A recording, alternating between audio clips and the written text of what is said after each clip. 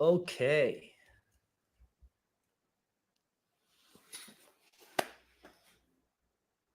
Okay.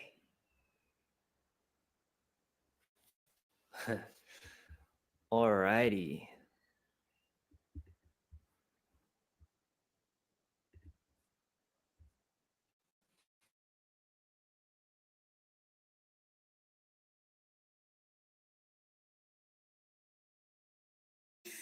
We are live and in charge.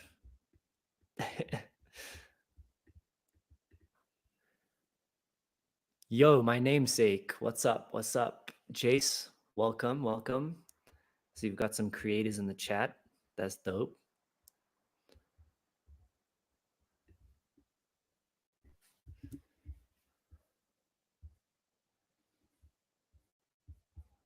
Cool. All right, almost ready to get into it.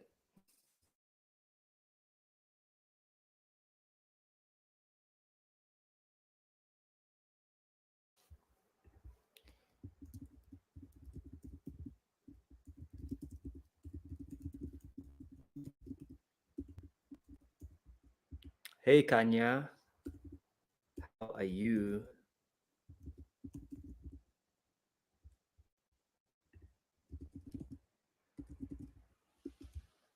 How are you doing?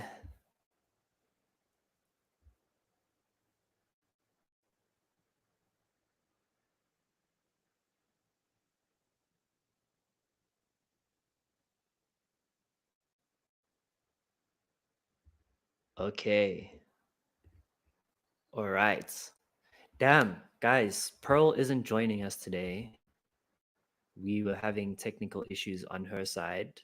So, um, so unfortunately, she's not going to join us today. So your boy is going solo, solo dolo. Let's see how it goes. Hey, all good, thanks. Nope, you are too. Wait, I am what? I am what? What am I?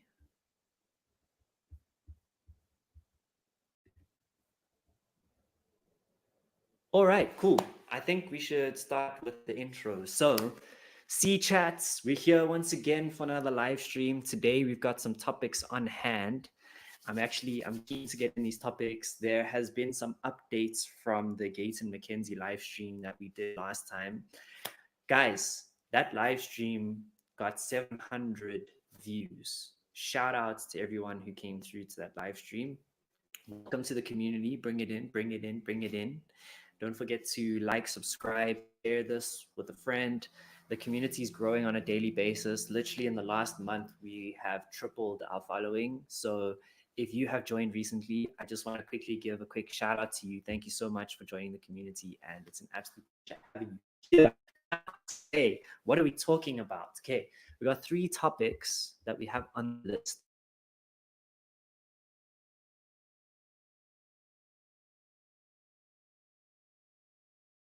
Mr. Gayton McKenzie, the lists that have been dropped. So when we spoke last time, it was a list. This time, it's multiple lists. So there have been more lists that have dropped. And because of that change in the story, my opinions actually changed on it. And I'm keen to hear what your opinions are as we go forward. Welcome, Chad. It's good to have you here. And yeah,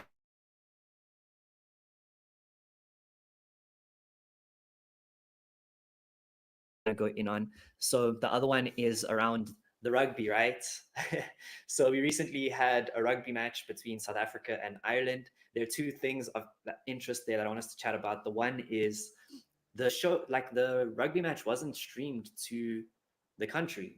So not everyone in South Africa was able to watch the rugby match, which was something that people were talking about. And I'm keen to hear what your opinions are around that.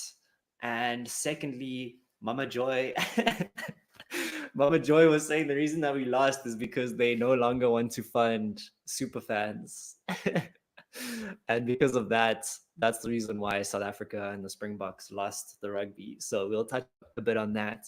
And then last but not least, we're going to speak about Ouma, Katrina, Esau, who is preserving the, I don't know how to pronounce this. Is it Nju? Nku? I think it's Nku language.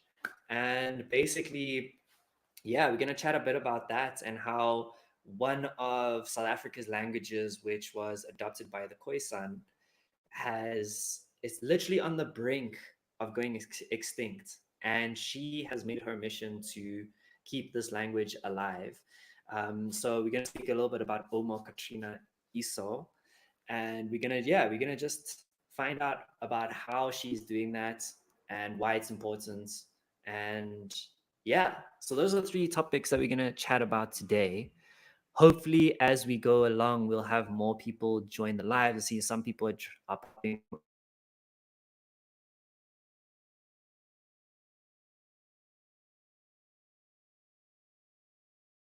share your opinions. I'm curious to hear what you have in the chat have to say. And yeah, if you're watching this later, also feel free to mention your opinion in the comments. Let's chat about these things. I think there's a lot of interesting topics that we can unpack here and just kind of thoughts and opinions around it. So, having said that, today I'm basically shooting off the hip. Like I said, we don't have Pearl joining us today. So I'm really hoping that you guys are going to be along for the ride. Let me know what your thoughts are. Let's have a conversation around these things. It's going to help make this a bit easier for me from my side. But yeah, let's hop into the first topic. So, Gayton, McKenzie, let's maybe touch on a little bit about what we spoke about last week. So, last week, he announced that he was going to be dropping these lists of different people that have received funding from the Ministry of Sports, Arts, and Culture. And he did drop an initial list, which we spoke about last week, just to give you a bit of a background. So that list was really focused on COVID funding, right? So the first round of COVID funding, there was a list of 3,962 beneficiaries that all received grants from the department during COVID. In that list, I mean, if you didn't join the live from last week, you can go and watch it. We kind of just spoke a little bit about who was on that list, people of interest. So on that list, there were a few people that are deemed to be more well off that didn't really need that kind of funding. Um, my response to that is like, how do we know that? You don't know what people's financial situations are, so it's a bit difficult to like judge that just based off of a name on the list. But there were a few people there that were kind of questionable, so we unpacked that a little bit, and then we also my opinion back then and the opinion of many people that were watching this was, what is the point of dropping this list of artists and people in the industry? Like, I think the thing that we came to conclusion to with that live stream was that we should probably more be focusing on who made the decisions to fund who, and how did that process work in terms of who got funding. So we were really just like, okay, there's this whole expose thing happening now where we're kind of talking about these people that are receiving fundings, but most of them are artists. And it didn't seem to make sense to incriminate or kind of expose artists. And I think that's where we were just a little bit confused, just in terms of like, what's the point of all of this? Is this just like an act to just get people's attention and to look like we're doing something here? Or is there something real behind this? Will there actually be change that comes from this? And that was kind of the conclusion that we came to and the questions that we were asking last week. This week, there were a few updates, which kind of, the story has developed a little bit more. And I think with that comes a little bit of a shift in opinion. So, just to give you a summary of what's happened since last week. So, obviously, we only had one list that was dropped this time last week. And that list was really focused on, like I said, that first wave of COVID funding. There were three additional lists, as far as I know, that were dropped after that. The first one was additional funding, so like a second wave of COVID funding. And then there were two lists that were dropped, one around digital projects that was dropped, and then another one. I'm not too sure what the last one was about, but there was another list that was dropped as well, as far as I know. And basically, that kind of answered our question just about, he mentioned that he is going to tell us all of the people that have been funded. And yes, he did do that. He did release more lists, and that was great because we got a little bit more transparency into what's happening.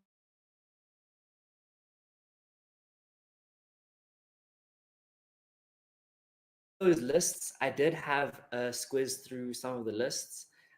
So there were a few things that I found interesting in the list.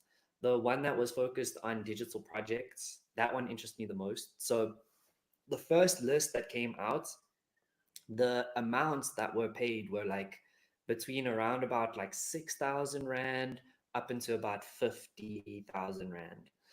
And then on the second list that was dropped, it was slightly different. The Sorry, not the second list. I think it was the third list, the one with the digital projects. So the funding for those projects were a lot higher. They were around about like 200, 300K per project. Now, obviously, they didn't fund as many projects, but the people that did get funded got larger amounts. And I thought that was very interesting because when you went onto that list, you would see some very interesting, some very interesting names on that list. So one of the things that I found on that list was a clinic that got funded. I'm not too sure what the project was and why a clinic was being funded by the sports, arts, and culture department. But there was a clinic on the list. There was another company, which was a mining company. I thought that was very weird. And then on the separate list, there was funding some people were funded twice. So, for example, there's a gentleman who runs a online magazine. I'm not going to name any names, but there's a guy that runs an online magazine. So he got funded personally under his personal name, and then also his company got funded as well. So some people got funded twice, essentially, which I thought was also very interesting. So I don't know about that. I don't know what your thoughts are on that, but those are some things that I discovered.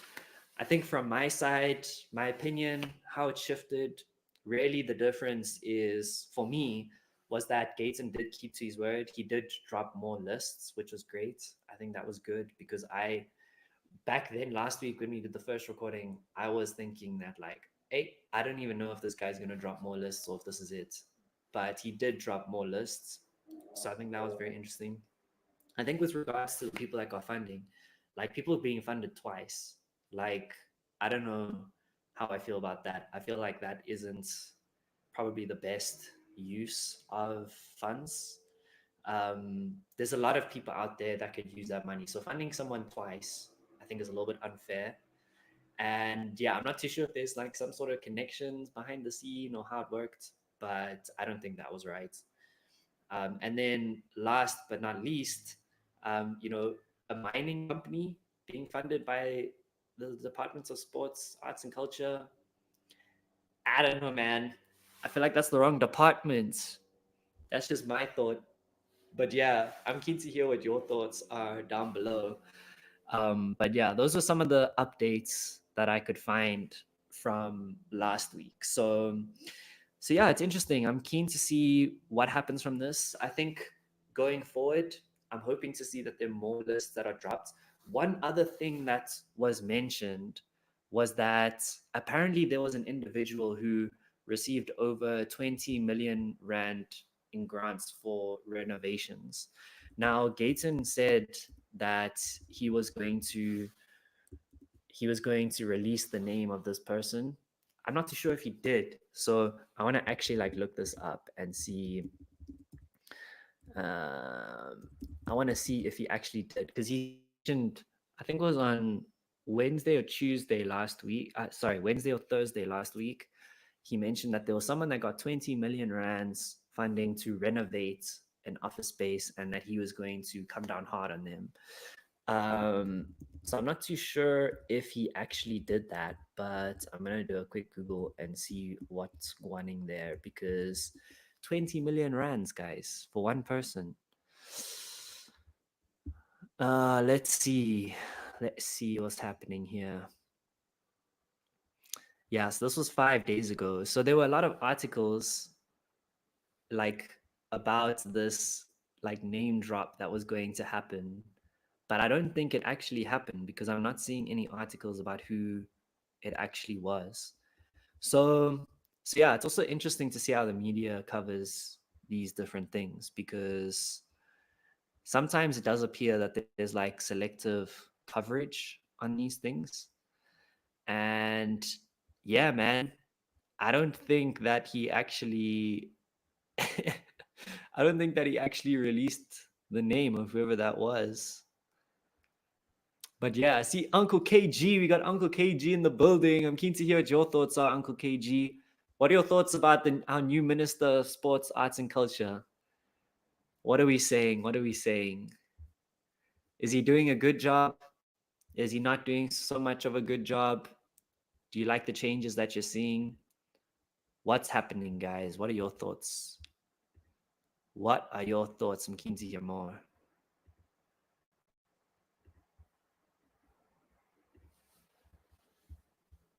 So yeah, let me hop on X here as well and see. Like maybe there's something on X just around this, because I think one thing that we definitely need to do going forward is when it comes to ministers making promises, we need to hold them to these promises.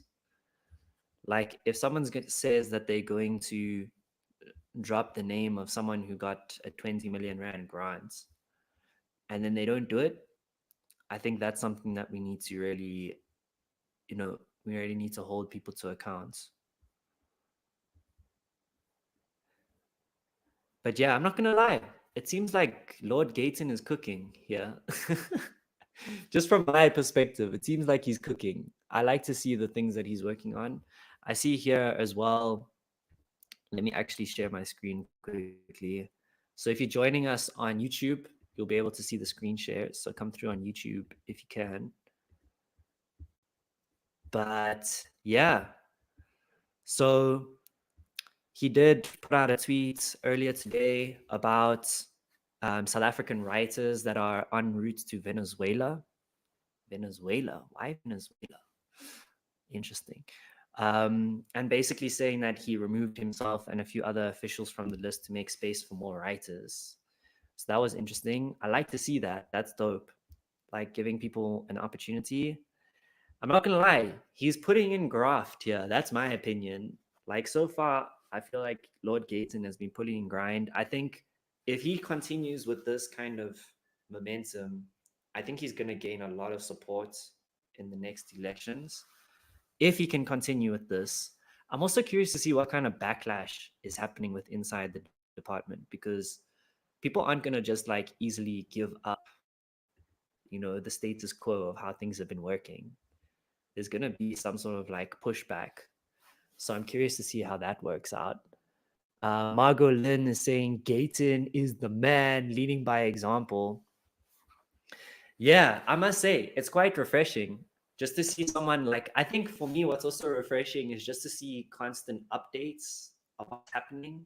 Like before this, you wouldn't hear from ministers. You wouldn't even know who the minister is.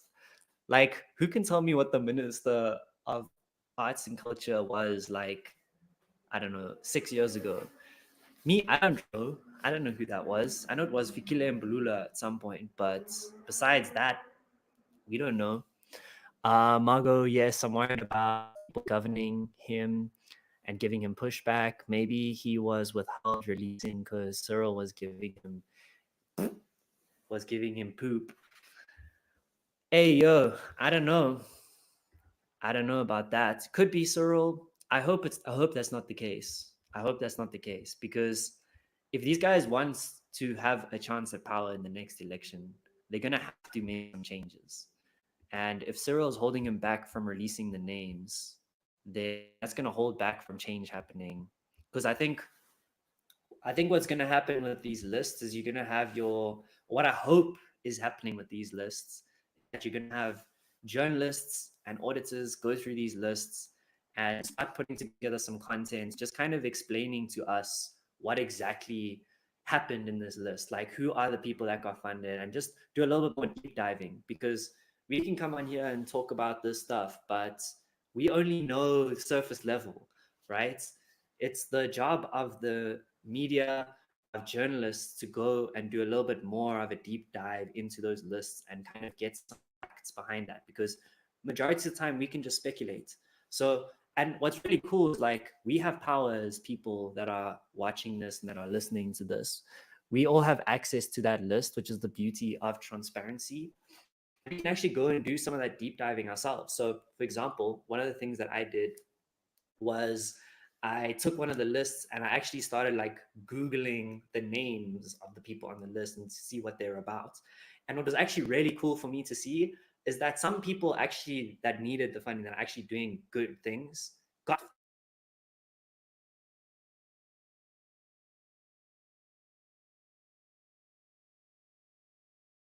a lot of people actually do really amazing things with the resources that we have in our country.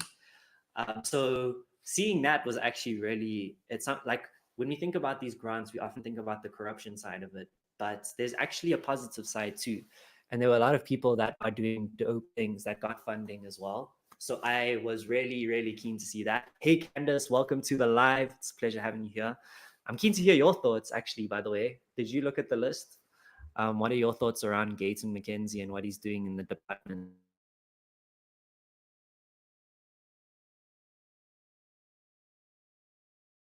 Doing dope things. But then on the flip side, I also found some things that were very questionable. Like, why is a mining company getting funding from the Department of Sports, Arts, and Culture? Like, that for me was very weird.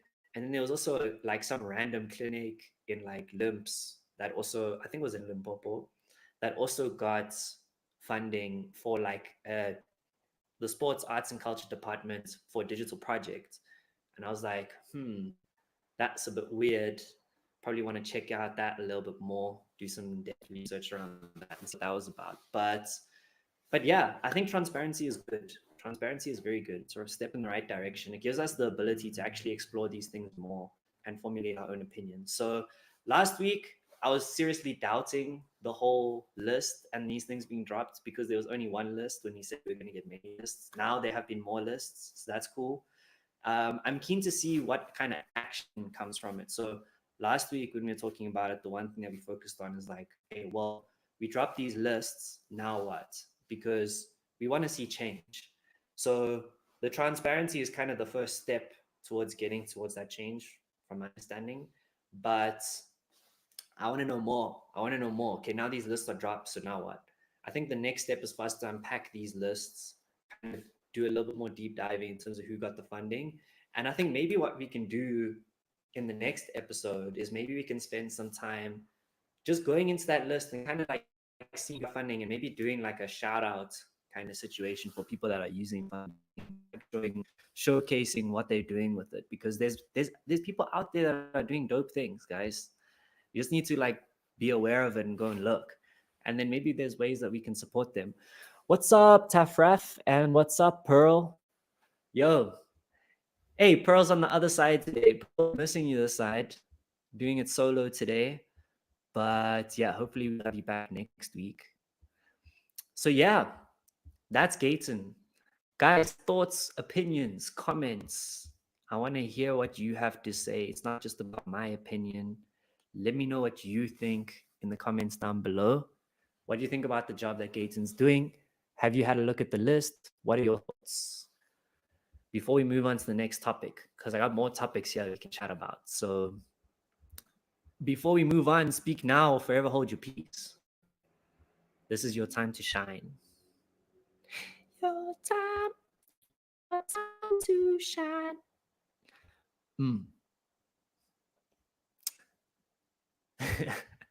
Y'all need to say something, or else we're gonna awkwardly sit here and stare at each other for a good like 2 minutes. Just to give you a chance, to get something off your.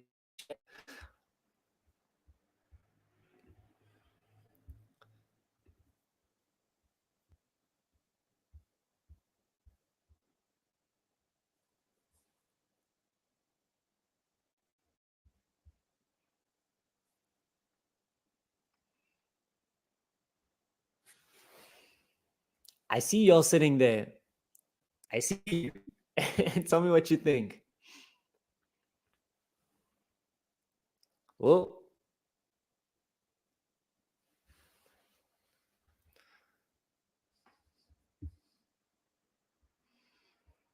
calling you out. Okay, cool. If no one's got anything to say, we can move on to the next topic. So,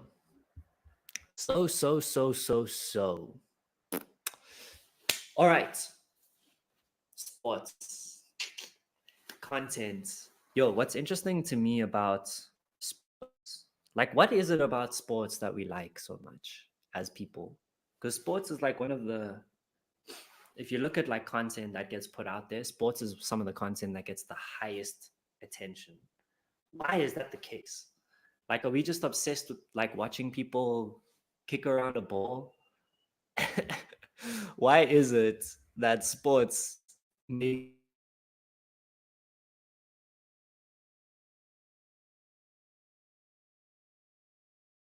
can all play the game ourselves? This is another thing that I always think about as well, is like gaming, right?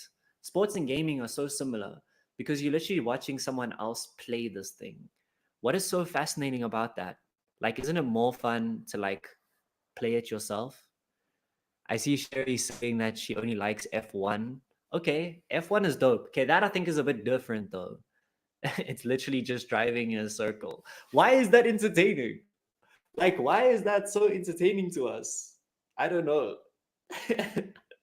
Literally. Okay, but also F1, I kind of get a little bit more because F1, not everyone has access to a Formula One car and can drive a Formula One car. So I get that side of it, like, the engineering side of it. You want to watch those cars as well.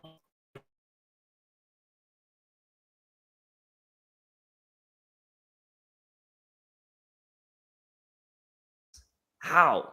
How can you watch? Like, let's unpack this a bit. I'm very curious to find out why you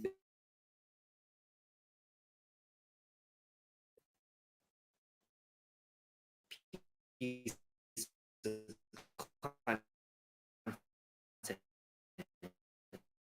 that's commitment right there. My question to you, Sherry, is why? Why do you wake up at 4 a.m. to watch cars go around in a circle? Mad to hear this.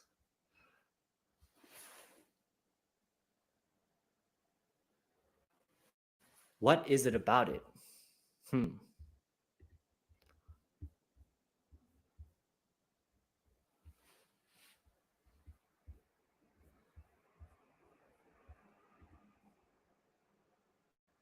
So for me, I think it probably has something to do with like your childhood.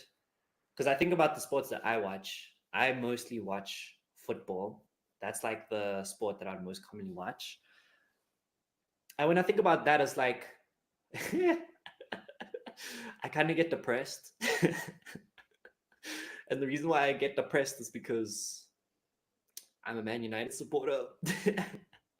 Look, I feel like that's a good thing. Being a Man United as a supporter is a good thing. It means you have character. It means that you're a loyal person. It means that you have a high pain tolerance. Being a Man United supporter. So I view it as a positive character trait. Let me put it that way. But when I think about why I watch sports, I think the reason why I watch football is because of the history behind it. Like, my dad and I used to watch it, so there's that association. I always in school we used to have like these little cards that we would trade, or stickers that we would trade with one another with all the football players, and we play games around it. So there was kind of like around it, is what I think is kind of what got me interested in it. And that culture, it can grow beyond just the sport, right? It's more about the people behind it and being able to come together and being able to share something. Like that feeling when the Springboks won the World Cup. Like, I don't know if you've ever been on the road after the Springboks have won a World Cup, but everyone is so happy. People are like all hooting, and like there's that shared like joy and like being a part of something bigger.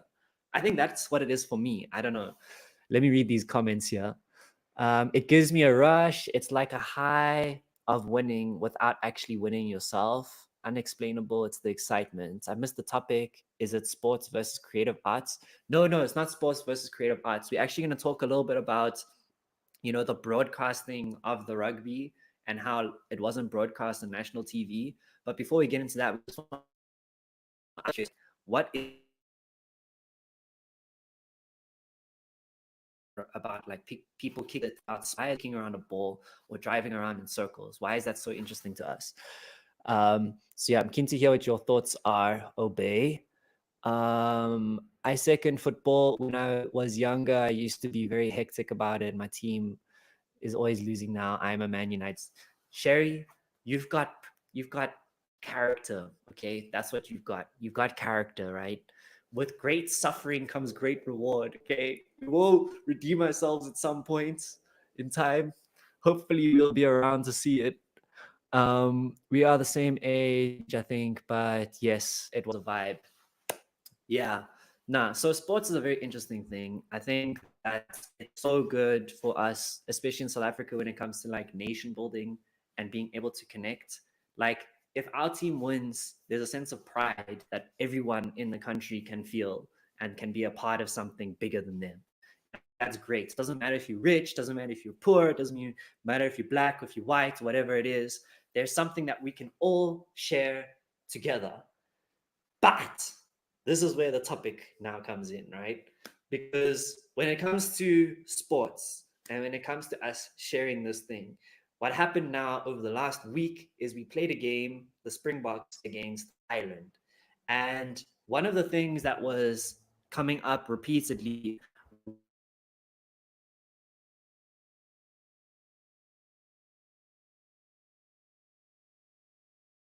a problem was because the SABC was trying to get the game to be broadcast everywhere so everyone can access it. But now there were issues with these different platforms. So to give you a bit of a summary, the SABC originally had a deal with SuperSport, which is a part of MultiChoice, and they were going to air the game on their channels. But SABC backed out of the deal because there was an issue with eMedia, and they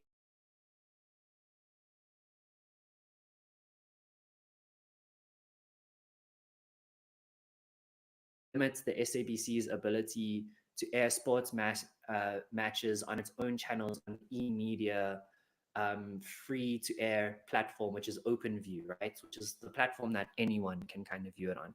So eMedia had a problem with SABC licensing from MultiChoice, and then they kind of blocked the SABC from doing that.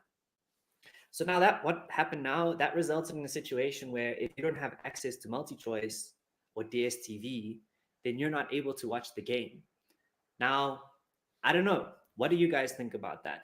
Do you think that that's a problem? Do you think that that's fair? What are your thoughts around this? Personally, I didn't watch the game. I saw that we lost as well, so I'm kind of glad I didn't watch it. I see you've got a comment here. I think this is the first time I've ever spoken to you, but one of the first people I met in adulthood I can actually have intellectual conversations with. That's very strange, but that is true as well. Like, I also experience that a lot of the time is like most people don't have like deeper conversations.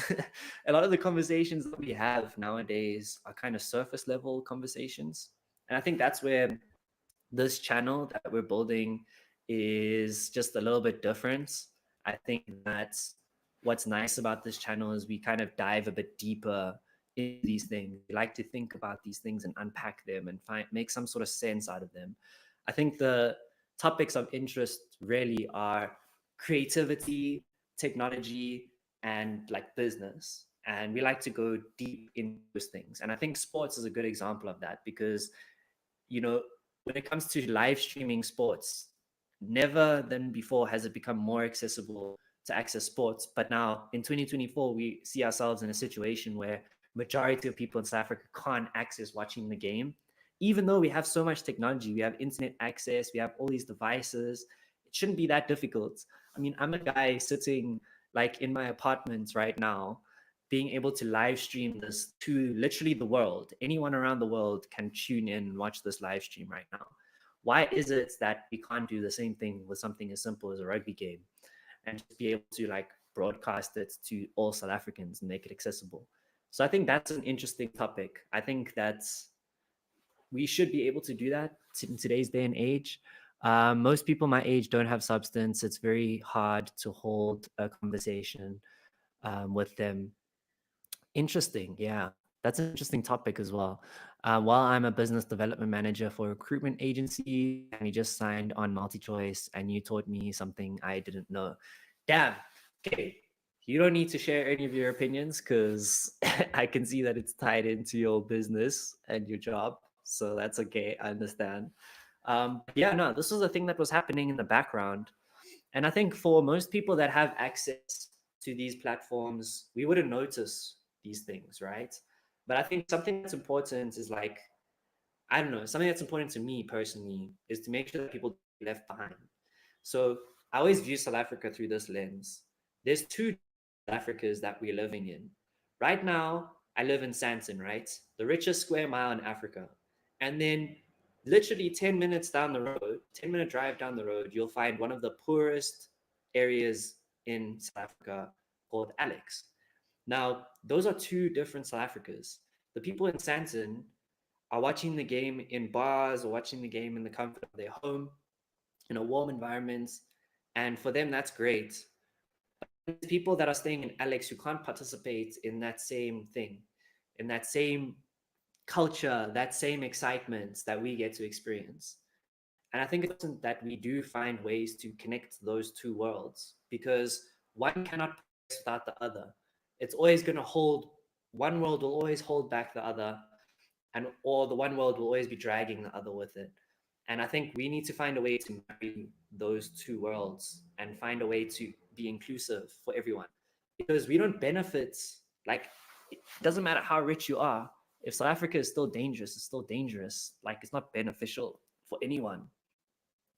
So yeah, it's important that we figure these things out, which is why I want us to talk about this today.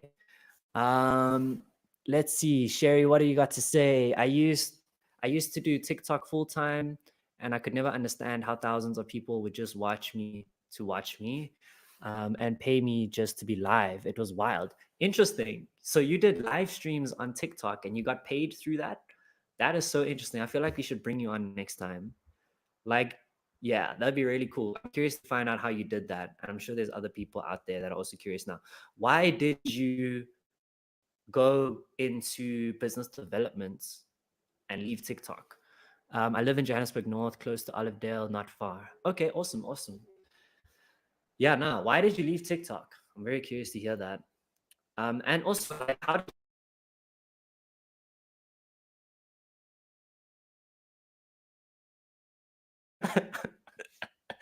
what?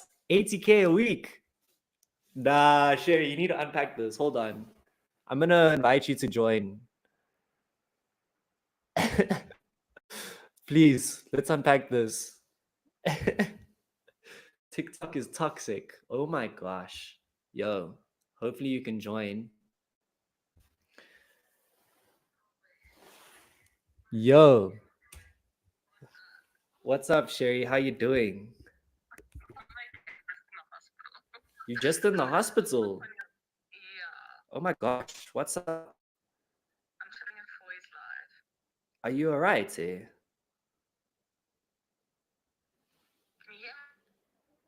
I can. Just give me a second. I'm just trying to connect you to a speaker quick so that everyone else can.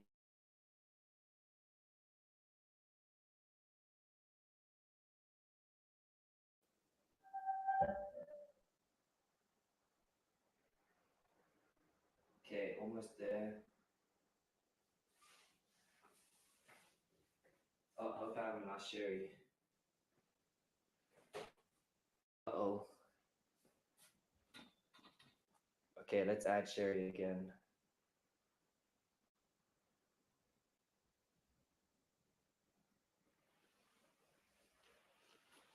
Okay, hopefully we can get Sherry back. I was trying to connect the speakers so that you guys could, so anyone who's live streaming on YouTube is able to here as well. But I see it while I was trying to get her back on, it kicked her off. Let me try. All right, I'm gonna try add you again, Sherry. Hopefully this works. Ah, there we go. Okay, can you hear me? Yeah, that's much better, much better. Okay, so what you want to know? Bro, let's start from the beginning. Like, how did you get into? So, how did I get into it? I'm trying to think of like the first day that I decided to do it. I don't know. At first, I saw someone who actually made money on it. It was actually my sister, and she was like, "You can make so much money." I was like, "There's no way. There's no way you can do it." And then I decided to go live one day, and people started talking to me, and then I started getting gifts, and I didn't know that the gifts called money. Okay. And then from that point, I just got like I think at that point my old account was like on 100,000 after like 2 months. And then I don't know, I just spoke to people and I was just myself. I'm funny, so people said I make them laugh, and it's like entertainment. Yeah. Okay. Yeah. That's And then interesting. you do something called ranking. Okay. So I don't know if you've ever watched a TikTok live and then you see on TikTok it says like this person's ranked whatever in South Africa. Okay. Yeah, yeah, yeah.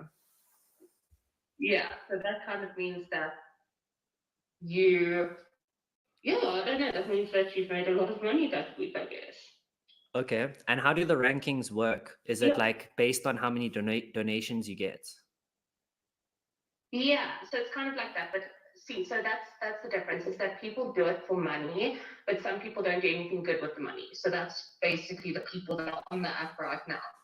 But Okay. like then you get people like me who actually wanted to do good things in the world, and that's why they decided to continue it. And I mean, like just myself and I spent hundreds of thousands helping people, and I'm very grateful for the opportunity I got. Okay. No, that's cool. That's cool. So on these live streams, you would go on there and you'd basically just like talk to people and then people would donate money to you. Yeah.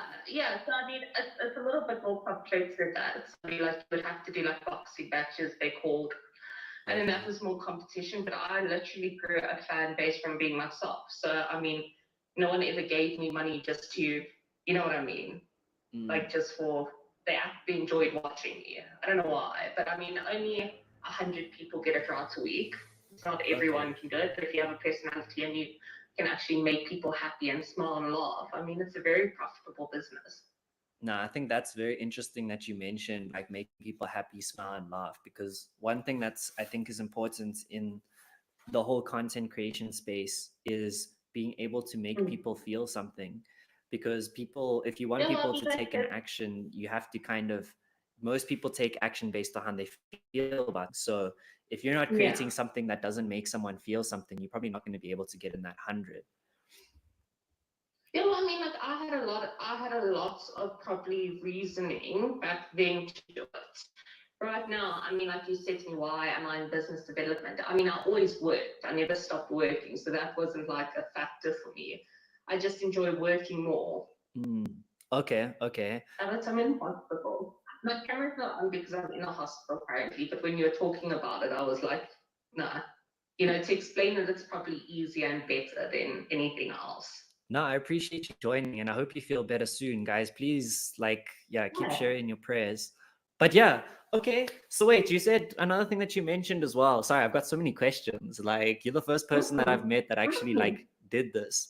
So, so when you said you did it, you also mentioned that you left it because you felt like it was toxic. Can you unpack that a little bit more? Yeah, very much. So basically, I wouldn't say there's a lot of stuff that happens on TikTok that you can't. So my personal life, if I mean, like if anyone really knows me, they know all about me. But my personal life, I didn't really put on TikTok, and it gets to a point where your personal life gets blasted, and I kind of lost who I was. And I mean, people who were, I thought my friends were, you know what I mean, like actually not my friends. Everyone will shoot you to get ahead. I mean, if you go look, you'll see there's people fighting, there's people ranking. It's become very toxic. People fighting. Yeah, people fight all the time. And So then there's now, like different, there's like Afrikaans TikTok, then there's English TikTok. Afrikaans TikTok are the ones that fight a lot of the time. English TikTok is more chilled. okay, I see. No, but that also makes sense because I mean, even if you look at like YouTube, for example, something that was trending a lot. Baby cousin, how cute is that? Baby cousin, yeah, that's so cute.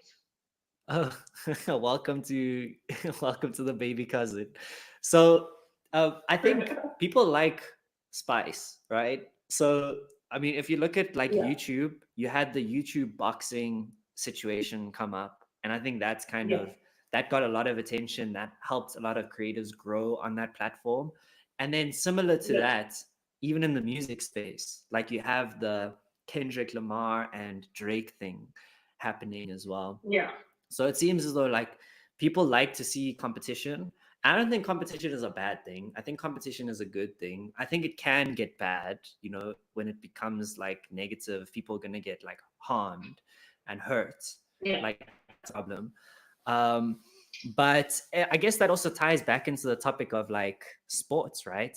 Is that competition element, right? And that kind of feud that we see in the background. Maybe that is some of the part of the reason why you like F1. I don't know. Yeah. Well, there's someone from TikTok who's known me since I started TikTok. He says the fighting is purely sensation based. Gives them like they rake up 2,000 plus viewers. But that's exactly it. I mean, it's just if I could get 1,000 people to be entertained by me, just being myself, just being nice, just being kind. I mean, I would much rather do that than, you know what I mean, pretend to be someone I'm not for money and for views and just for entertainment purposes. Yeah, at that point, it kind of sort of becomes like an act, right? Sort of like a play or a drama that kind of gets displayed in public. Very into it, you kind of lose sight of what's reality and what's not reality. Because you're trying to keep up with a persona who's not really you. It's very hard, especially because in like my scenario, I never brought my personal life into TikTok.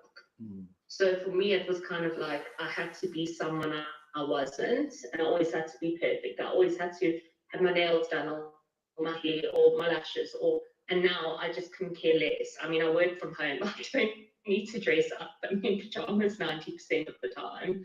You know what I mean? It's so much better to be myself than it is to have to be perfect all the time. Like, you think those people are happy, you know, yeah, they're making money. I mean, money makes people happy, but there's only so much happiness you can buy. I mean, I've spent hundreds of thousands of rand, you know, looking good, and now I don't do it anymore. And I think to myself, like, why did I spend 12K on extensions for what? They're sitting in a drawer right now. You know what I mean? It's kind of like that where it's everyone sees this luxurious life, but when you're living it, it's not as luxurious. I mean, I make a decent salary. Okay. I live a good life. I've got a question for you. Would you say that you are happier now that you've stopped TikTok, or were you happier then?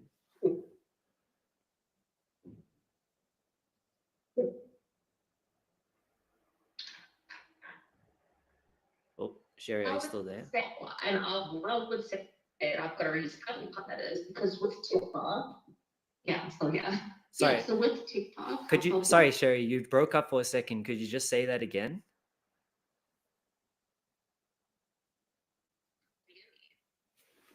Oh, now I've lost you off the speaker. Something weird is going on here. Give me a sec. Okay. No, I think the signal's like really shit. Okay, now you're back. So just to repeat the question, I was just asking, just for some people that might have joined now, I was just asking, are you happier now that you stopped TikTok, or were you happier when you were on TikTok making 80K a week? It's both. So I mean, obviously the money's great, the stepping out of your real world is great, but in the same breath, I love my life. I love who I am. I've worked really hard to be who I am. So I mean, I would never trade that for one or the other. But I miss it sometimes, because just the joy and the excitement of things. I mean, making people happy. You know, a lot of people told me that I stop them from committing suicide. Like, that's a perfect example. Like, to make that much of an impact on people, I think makes you feel really good about yourself. Okay. No, thank you for hopping on. I think one more question before we carry on with the conversation. When it comes to those donations, are you back?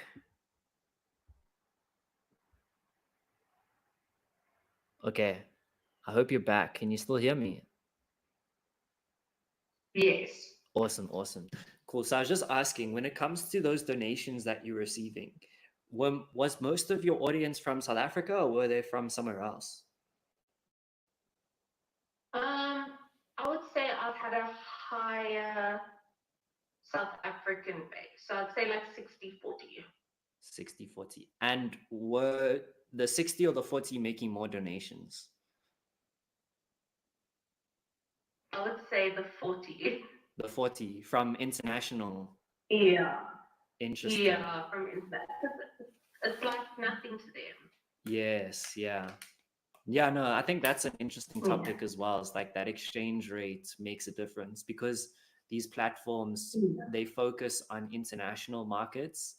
They price it for an international market. So I think a lot of the time you probably wouldn't see as many South African people donating because, you know, we don't have the same disposable income, but also like relative to how much a loaf of bread costs, it would cost more to donate in South Africa than what it would cost to donate in someone like America or, you know, Europe.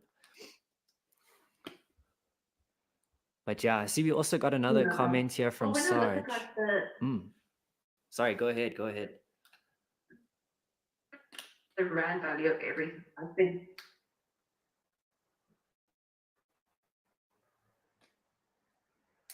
No, so I was gonna say, within the talk, I mean, I made close to how much of that I actually spent on helping people. It was at least 70 to 80%. And I mean, like, just with that, if everyone went with the same intention to do it, then I mean, a lot of people could be helped. For sure. I mean, that kind of model that you're outlining there is kind of similar to what we see Mr. Beast doing. And I think that it can be very, he's kind of cracked the code quite well in terms of creating content that gives back. But yeah, that's the difference. Live streaming and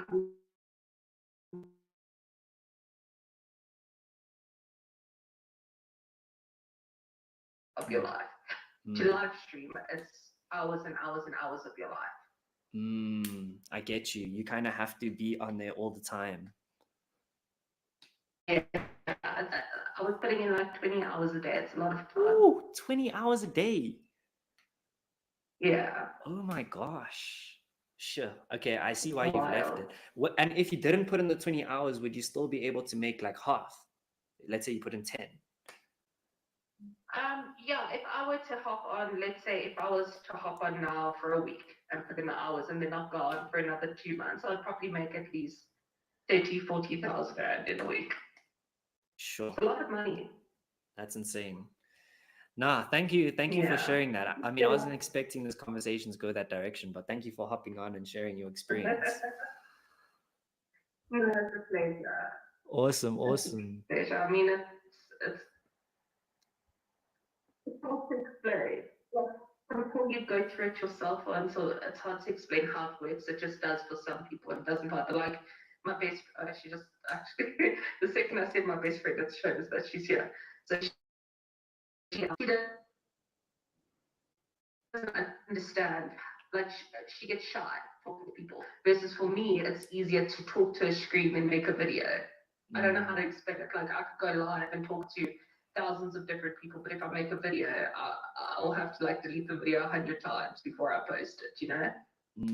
Yeah, no, that mindset thing plays a huge role. A lot of people are great at speaking in front of like a live audience, but then put them in front of a camera and they will struggle. I think it's like a mental thing. Yeah. Oh, 1,000%. No, thank you so much. Thank you so much. I saw there was one other comment here from Yeah. Sarge. It depends on the time of your stream. Midnight, Americans start coming in. Yeah, and then like you said, that's when you get the donations, right? Yeah. I mean, that's why I say it's up until 6 a.m. I mean, that's long hours. Yeah, no, that's a lot. Eh? That's a lot. Okay, cool. No, thanks, Sherry. I appreciate you hopping on. Yeah. Awesome, I'm gonna cool. hop off. But Yeah, yeah. yeah, So I hope you feel better soon. welcome chat. Yeah, and feel free Bye. to stick on. Yeah. Awesome. Bye.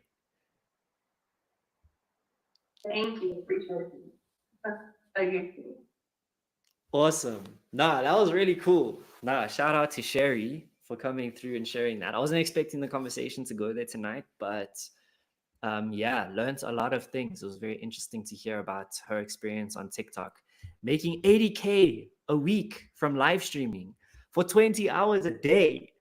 Yo, would you do that if you had the opportunity to live stream for 20 hours a day, but you'll pay 80K a week? Would you do it? I don't know if I could keep that up, eh? And the fact that you also said that you separated your personal life from that, like in my mind, you probably wouldn't have any personal life left to live because that's literally your life is live streaming. But hey, maybe the money is worth it. Maybe you do it for a period of time, make that money, invest it into something, then you don't need to work again after that. I don't know. There's different ways to go about it, I'm sure. But yeah, very, very interesting story. So shout out to Sherry for sharing that with us today. That was dope. Um, but yeah, that's that. So bringing it back to the topic, because we kind of did go a little bit off topic. I think the commonality between that live streaming and then also sports, you basically live streaming the sports. There's no point in watching. I mean, I guess you could watch highlights, right? A lot of people do watch the highlights of sports games, but the excitement of it is that it's live and it's happening in the moment and you get to share that with other people. I think that's really dope about live streaming. And it really breaks my heart to know that there are people out there that weren't able to watch that game that happened this week with the Springboks. So, yeah, my question is like, how do we make this more accessible for people? And I think the internet offers such a good opportunity to make that possible. Like I said, anyone can just pull out their phone and start hopping on a live stream. I think the thing that makes it tricky is when you start bringing the business into it, right? The licensing. Now, if you aren't able to secure a deal, the people that lose out are the average person, right? And I think we need to find ways in the system to kind of make sure that the people that are winning at the end of the day are us as the consumers. So yeah. Anyways, interesting topic, interesting topic. And once again, shout out to Sherry for joining. I think, yeah, in terms of today, I think we're going to probably leave it there. So, the last topic that we had that we wanted to talk about a little bit more today was Ouma, Katrina, Esau. So, there's, let me tell you a little bit more about her, right?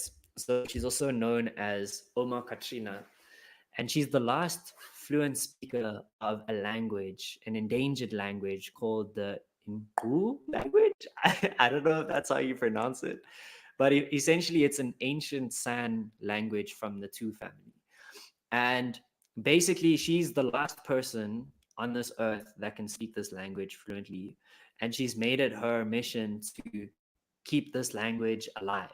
Now, my thoughts on this, I want to hear your thoughts. Do you think it's worth the effort to keep this language alive? I think it's important personally because, um, there's history behind that. And I think one of the greatest injustices is all of the history that we've lost. Like when I heard about this story and I saw that she has an honorary doctorate from UCT, just what's it bestowed on her a literature degree from UCT. It makes me think about a few years back when the library at UCT burnt down. And I don't think we realize that there were so many documents in there that got burnt down with it. So one of our clients was doing an interview with a guy who was basically looking at those documents and analyzing them, and he wrote a book about what he found. And some of this type of stuff that he found was so interesting.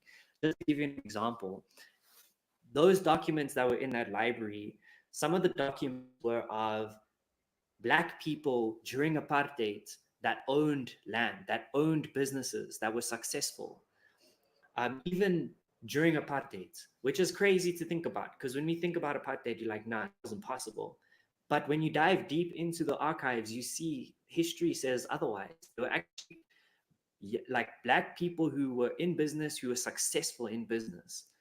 And just to give you one example of a story, so one of the stories that he wrote about was how in townships, one of the things that was very important for people was being able to wash your clothes, right? Because most people working in townships at that point in time were working in the mines, and they clothes were obviously dirty. Now, some business-minded people in the township saw an opportunity there to start a laundry washing service, right? So they would take people's laundry in the township and start washing for them for a fee. And this service became super popular to the point where they literally built a whole business around it and started making money. And then the government started seeing, oh no, these guys are making a lot of money, they're getting too much power. So then they had to go in, they had to obviously disrupt the status quo and, you know, reinforce that old way of thinking with apartheid. Now, that's an interesting story that I think needs to be spoken about and needs to be shared. But now, if we didn't have access to that documentation, that history in that, which has now been burnt down, we would have never have known about that story. And that's just one story of how many other stories in there. So I think when it comes to conserving history, it's so important because what lands up happening is we land up kind of formulating our idea of what happened in the past. Meanwhile, what actually happened is actually quite different. And we'll only know those differences if we have records of what happened, whether it be documents, whether it be through language, whether it be through stories. So I think it's super important to conserve those things, which is why I want to talk about the story today about Ouma Katrina and how she's trying to preserve this language. So just to give you a bit of background, it was thought to be extinct. The language was thought to be extinct, but then it re-emerged in the Northern Cape during the late 1990s. And then Ouma Katrina, along with another group of elder speakers, started to dedicate themselves to preserving the language. And now they've started teaching people, which is why she's got the doctorate, right? She's going to different schools and she's educating young people in her community and teaching them the language, which is helping it keep alive. So yeah, I'm curious to hear what your thoughts are. Like, because some people might go out there just to give devil's advocate opinion and say, what's the point? Like, you're going to try and keep this language, but if no one else speaks it, what's the point of it? I think for me, what the point is preserving history and a different perspective. I think that's super important.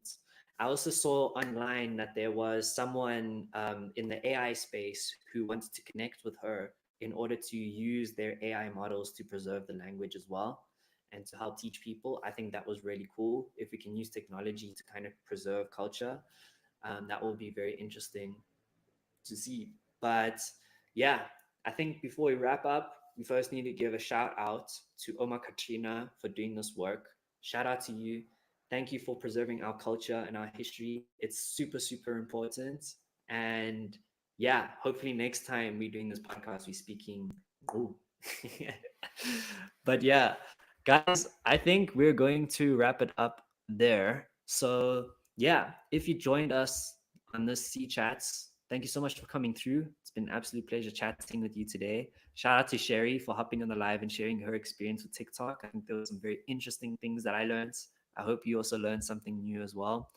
And yeah, we're building a community out here. So if you want to be a part of the community, please, please, please join the WhatsApp group, like, share, subscribe to our platforms.